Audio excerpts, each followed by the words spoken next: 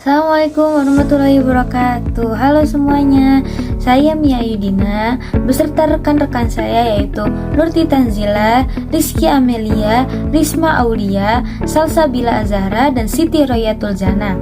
Pada kesempatan kali ini kami membuat video sebagai pemenuhan tugas mata kuliah praktik pemeriksaan akuntansi yang diampu oleh Pak Aditya Rizky Nugroho SEMAK yang bertema kertas kerja. Langsung saja, mari kita simak materi berikut. Pengertian kertas kerja. Kertas kerja merupakan semua catatan tentang informasi atau bukti yang dilakukan auditor untuk menunjukkan pekerjaan yang telah mereka lakukan, metode dan prosedur yang mereka ikuti, dan kesimpulan-kesimpulan yang telah mereka lakukan. Dengan kertas kerja tersebut, auditor menyusun laporannya kepada klien dan membuktikan luas auditnya serta membuktikan kemampuan profesional dalam melaksanakan audit. Menurut SA Seksi 339 Paragraf 03, kertas kerja adalah catatan-catatan yang diselenggarakan oleh auditor mengenai prosedur audit yang ditempuhnya, pengujian yang dilakukannya, informasi yang diperolehnya, dan kesimpulan yang dibuatnya sehubung dengan auditnya. Selanjutnya ada tujuan dan manfaat kertas kerja. Tujuan dan manfaat kertas kerja itu dibagi menjadi 4, yaitu mendukung opini auditor, yang kedua ada mendokumentasikan proses audit, yang ketiga ada meningkatkan kualitas audit, yang keempat ada meningkatkan akuntabilitas auditor. Selanjutnya akan disampaikan oleh teman saya yaitu Salsabila. Isi dari kertas kerja sendiri itu yang pertama ada bukti pengujian, yang kedua ada prosedur analitis, yang ketiga ada komunikasi, yang keempat itu ada tinjauan kertas kerja, dan yang kelima itu ada dokumen pendukung. Selanjutnya ada tipe kertas kerja audit. Yang pertama itu ada program audit, daftar prosedur audit untuk seluruh audit unsur tertentu. Yang kedua ada schedule utama. Yang ini untuk meringkas informasi yang dicatat dalam schedule pendukung untuk akun-akun yang berhubungan. Yang ketiga ada working sale balance, yaitu untuk daftar permulaan yang harus dibuat oleh auditor untuk memindahkan semua saldo akun yang tercantum dalam daftar saldo. Selanjutnya ada schedule pendukung, yaitu untuk menguatkan informasi keuangan dan operasional yang dikumpulkannya. Dan terakhir ada journal adjustment, yaitu digunakan untuk membetulkan kekeliruan dalam laporan keuangan. Selanjutnya, susunan kertas kerja. Susunan kertas kerja terdiri dari 1. Draft laporan audit, 2. Laporan keuangan audit, 3. Ringkasan informasi bagi review, 4.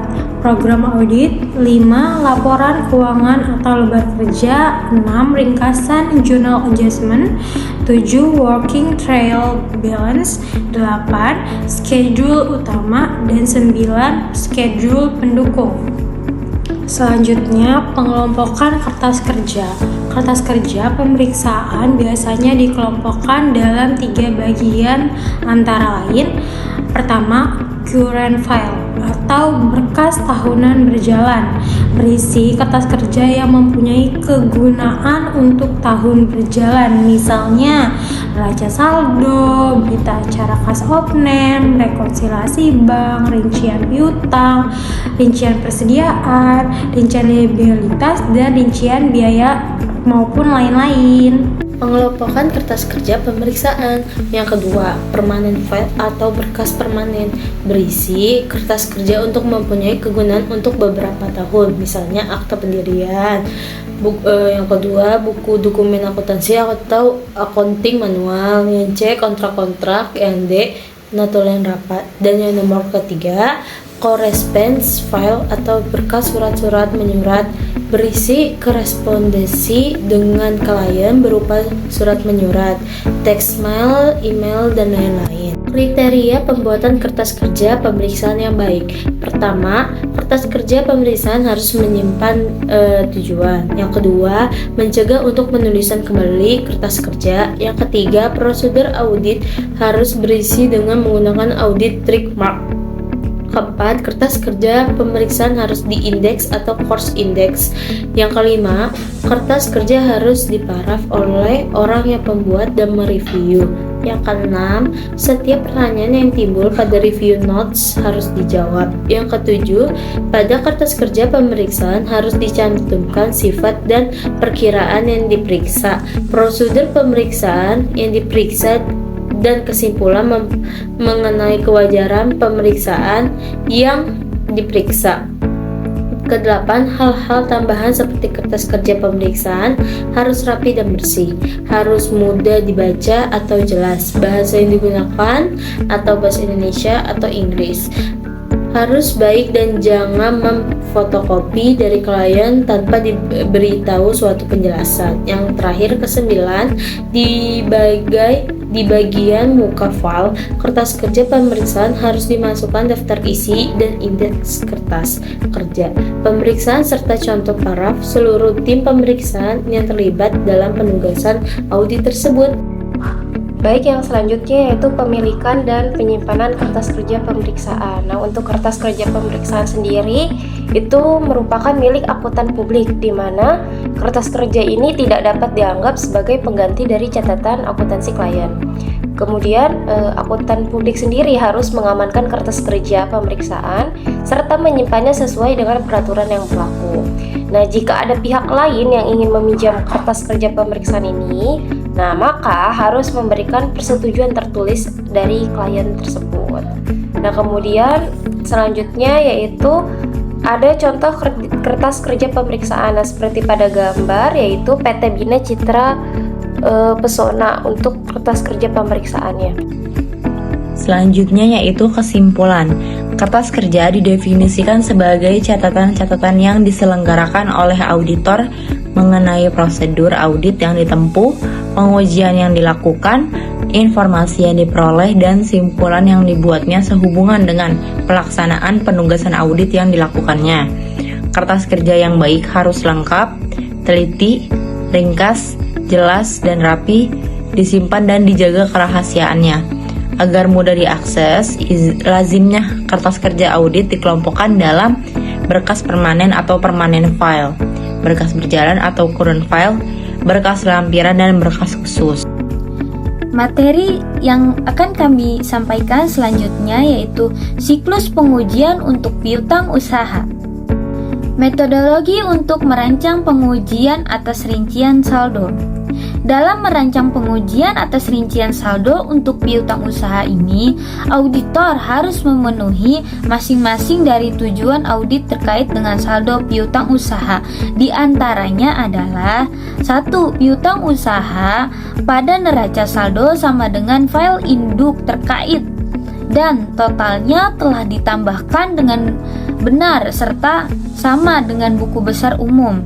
Yang kedua itu piutang usaha yang dicatat ada. Yang ketiga itu piutang usaha yang ada telah dicantumkan. Yang ketiga itu piutang usaha sudah akurat. Yang keempat itu ada visa batas piutang usaha sudah benar. Yang ketujuh itu ada piutang usaha dinyatakan pada nilai realisasi. Yang kedelapan itu ada klien memiliki hak piutang usaha. Selanjutnya merancang pengujian atas rincian saldo. Meskipun auditor menekankan akun-akun neraca dalam pengujian atas rincian saldo, namun akun-akun laporan laba rugi tidak dilupakan karena akun laporan laba rugi akan diuji sebagai produk sampingan dari pengujian neraca. Dalam standar audit SA 520, seorang auditor harus merancang dan melaksanakan prosedur analitik di dekat akhir audit yang membantu auditor ketika membentuk suatu kesimpulan menyeluruh mengenai apakah laporan keuangan konsisten dengan pemahaman auditor atas entitas tersebut. Oke, selanjutnya akan disampaikan oleh teman saya yaitu Salsabila Azhar. Selanjutnya ada tujuan audit terkait saldo dan mengasumsikan dua hal. Yang pertama, auditor telah menyelesaikan kertas kerja, dan yang kedua, auditor telah menetapkan resiko deteksi terencana untuk pengujian atas tujuan audit terkait saldo. Selanjutnya ada kecocokan saldo dalam catatan atau detail tie-in. Auditor menguji informasi yang ada pada agent trial balance menyangkut detail tie-in sebelum melakukan pengujian lainnya. Selanjutnya ada keberadaan. Konfirmasi saldo pelanggan merupakan pengujian atas rincian saldo yang berguna untuk menentukan keberadaan piutang usaha yang dicatat. Selanjutnya ada kelengkapan. Sulit bagi auditor untuk menguji saldo akun yang dihilangkan pada agent trial balance kecuali mengandalkan pada sifat menyeimbangkan sendiri file induk piutang usaha. Selanjutnya ada keakuratan. Konfirmasi akun yang dipilih dari neraca saldo merupakan pengujian atas rincian saldo yang paling umum bagi keakuratan piutang usaha. Selanjutnya ada klasifikasi. Auditor harus menentukan apakah klien telah memisahkan dengan benar klasifikasi piutang usaha yang berbeda. Dan yang terakhir ada pisah batas atau cut off. Salah saji pisah batas atau cut off misstatement terjadi apabila transaksi periode berjalan dicatat dalam periode selanjutnya atau sebaliknya. Tujuan pengujian ini adalah untuk memverifikasi apakah transaksi yang mendekati akhir periode akuntansi telah dicatat pada periode yang tepat. Selanjutnya, salah saji akibat penetapan pisah batas terjadi pada penjualan, retur, dan pengurangan penjualan, serta penerimaan kas. Untuk masing-masing hal tersebut, auditor perlu melakukan 3 pendekatan dalam menetapkan kelayakan pisah batas, yaitu 1. Menetapkan pisah batas yang tepat. 2. Mengevaluasi apakah klien telah melakukan prosedur yang memadai untuk menentukan tingkat kelayakan pisah batas. 3. Menguji apakah pisah batas yang ditetapkan sudah benar. Selanjutnya, nilai realisasi atau realization value.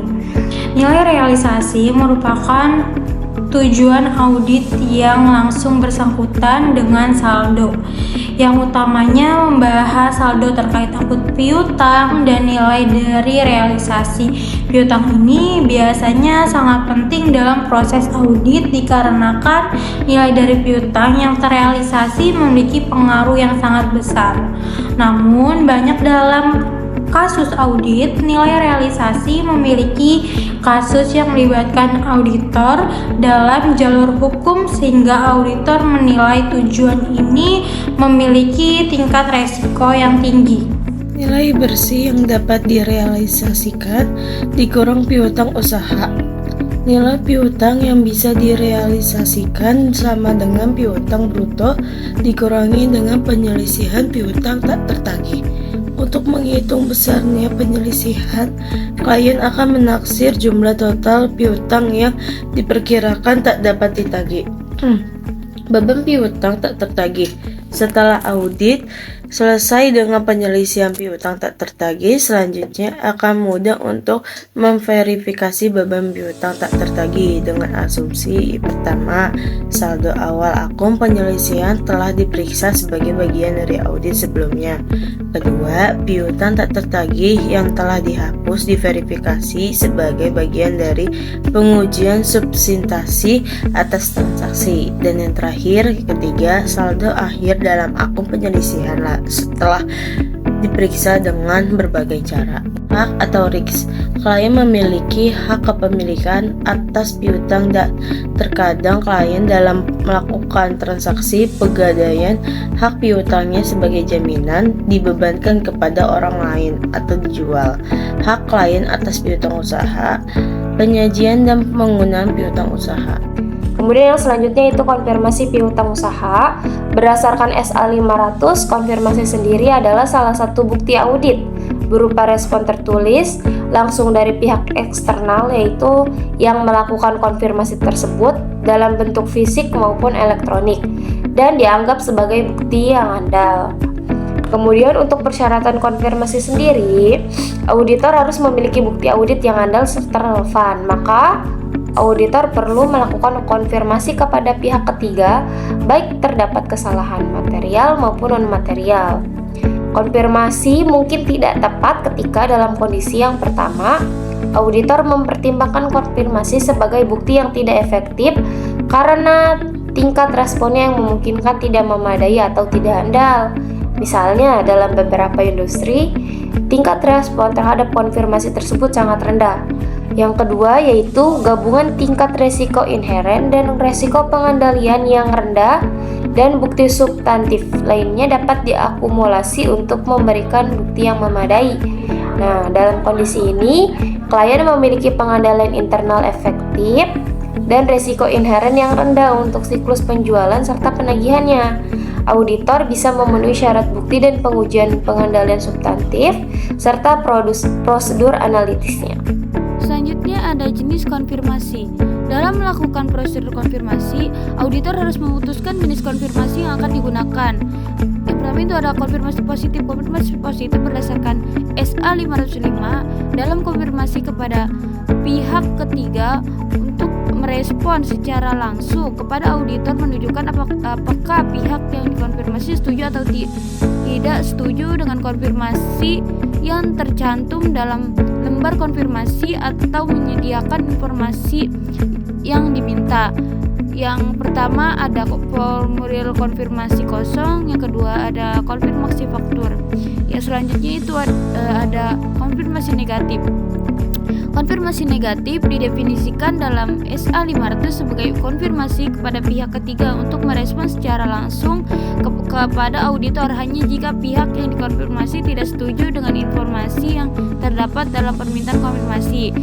Konfirmasi negatif adalah bukti audit yang kurang meyakinkan jika dibandingkan dengan konfirmasi positif. Oleh karena itu, auditor tidak boleh menggunakan permintaan konfirmasi negatif sebagai prosedur audit substantif tunggal. Selanjutnya yaitu kesimpulan. Desain pengujian rincian saldo dengan pendekatan model resiko audit digunakan oleh auditor untuk merancang prosedur pengujian yang sesuai terhadap saldo piutang usaha. Pendekatan ini berkaitan erat dengan penyusunan kertas kerja yang berfokus pada perencanaan bukti audit. Meskipun auditor biasanya memusatkan perhatian pada akun-akun dalam neraca saat melakukan pengujian atas rincian saldo, akun dalam laporan laba rugi tetap mendapatkan perhatian karena umumnya diuji sebagai bagian tambahan dari pengujian neraca. Misalnya, ketika auditor melakukan konfirmasi saldo piutang usaha dan menemukan adanya kesalahan penyajian, baik lebih saji maupun kurang saji, akibat kekeliruan dalam penagihan kepada pelanggan, maka kesalahan tersebut tidak hanya berdampak pada akun piutang usaha, tetapi juga mempengaruhi akun penjualan. Standar audit menetapkan bahwa konfirmasi atas piutang usaha hanya dapat dilakukan dalam dua bentuk, yaitu konfirmasi positif dan konfirmasi negatif. Namun demikian, meskipun auditor menerima hasil konfirmasi dalam bentuk tersebut, auditor tetap diwajibkan untuk melakukan pengujian lebih lanjut terhadap hasil konfirmasi yang diperoleh. Lalu selanjutnya itu berupa saran. Berdasarkan isi materi yang ditulis dalam makalah ini, terdapat beberapa batasan-batasan dalam penulisannya. Penulis selanjutnya dapat menambahkan beberapa materi seperti hambatan dalam membuat perancangan atas pengujian rincian saldo, hambatan dalam pemilihan unsur bukti audit atau karakteristik pengujian yang dilakukan dalam siklus ini. Materi ini dapat dijadikan masukan dan saran sehingga materi dalam makalah ini dapat terus berkembang, memberikan banyak manfaat bagi banyak pihak termasuk penulis selanjutnya. Sekian presentasi dari kelompok 2 mengenai siklus pengujian untuk piutang usaha. Kurang lebihnya mohon maaf. Assalamualaikum warahmatullahi wabarakatuh.